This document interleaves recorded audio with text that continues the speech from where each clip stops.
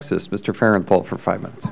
Thank you, Mr. Chairman. Madam Undersecretary, I realize y'all are working very hard to streamline the process and get these claims handled faster, but it's not just disability claims that are some of the complaints that I'm hearing from veterans in South Texas. It's the amount of time necessary to seek to get medical attention. I hear from VA employees, more or less off the record, that they're having trouble hiring and maintaining physicians to work in their hospitals and clinics.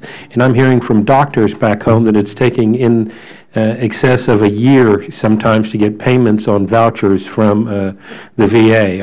Can you talk a little bit about what's being done to address these problems as well? Thank you, Congressman Farenthold, for your question. I will say that I'm on the benefit side, but I certainly hear about the work they're doing on the health side very frequently. I know that Dr. Petzel, who's the Undersecretary for Health, is working very heavily on making sure all of his physician positions are filled. I know we have a big push on hiring, and we're seeing in many of your locations they're having some good effort on hiring 5,000 mental health professionals in rapid order, and they're making some really good headway and getting some really strong candidates across the nation. I believe that will help. This is not my obvious area of responsibility, but I believe that will help. I guess what I'm getting at and what concerns me is, and maybe we'll address this to our Veteran Service representatives, Mr. Menard and Mr. Violante, is there a culture within the VA of, well, we'll get it done eventually, as opposed to what I think it should be. If we need to stay late to finish this work for our veterans, we need to do that. Would either one of you gentlemen like to comment on that? Thank you, Congressman. I believe that the majority of VA employees are dedicated employees that do what they need to do to ensure that veterans are taken care of. Over the years, the problem has been underfunding of the VA healthcare system. We were able to get advanced appropriations in place for VA, which has helped greatly, but we're still seeing that there are insufficient funds for VA to hire the people that need to be hired and to ensure that veterans are getting the proper access. And I understand that funds are an issue for everything. Unfortunately, it's not a bottomless pit in the federal government as far as money goes. It's something that we obviously in Congress are struggling with. But I think if you look at how we have addressed budgets, we have been very generous to the VA as compared to some of the other agencies. And Mr. Menard, you also mentioned in your written testimony, or actually in your testimony, that there were some things that Congress had failed to do. I would be interested in what you think we have failed to do in Congress that has adversely affected our veterans. Thank you.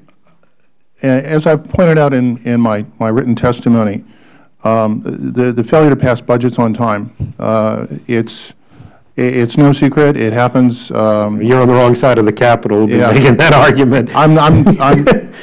When I understand. It's a joint problem, okay? But continuing resolutions it become a nightmare for the VBA and people in the regional offices. In my prior life, I worked for the VA for a little over 30 years. I was a manager in Los Angeles and had 150 people working for me. And I can tell you in the 80s and 90s, whenever there was a failure to pass a budget on time, we were put into a hiring freeze. And in Los Angeles, we were experiencing on average 10 to 15% turnover every year. In that kind of situation where you wait sometimes 3 or 4 months, sometimes an entire year or more before you are allowed to hire, you wind up with huge gaps in employee positions and in employee development. And it cascades over years. It's not the kind of thing where if it happens once every 5 years you can make adjustments and live with it. This is a problem that is nearly constant, according to reports that I've seen and information I've put in my testimony. And let me ask Ms. Hickey, and it's been pointed out that part of the problem is it's a complicated system. There are lots of things you've got to look at. How long does it take to get an employee up to speed where he or she can be effective in their job? And and get them trained to do that? So thank you, Congressman, for the question, and it allows me to talk about one of our transformation initiatives, was fundamentally changing that. In the past, it would be 18 months to 2 years to get someone to a full journey level capability to rate a case. What I'll tell you under our new challenge training, where we are taking our folks and giving them national level training, intensive level training, we are seeing some phenomenal results.